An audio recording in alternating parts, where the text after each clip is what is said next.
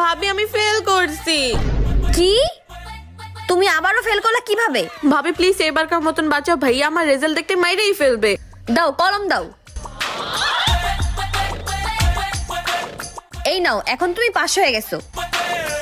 দেখো ঋতু পাস করছে। পাস করছে তো আবার 199 পেয়ে।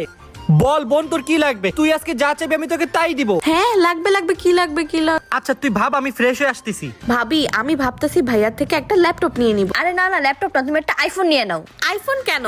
আরে আইফোন নিলে তো তুমি টিকটক করতে পারবা। টিকটক করলে তো রাতারাতি ভাইরাল, তুমি তো সেলিব্রিটি হয়ে যাবা। ফলোয়ার্স আর ফলোয়ার।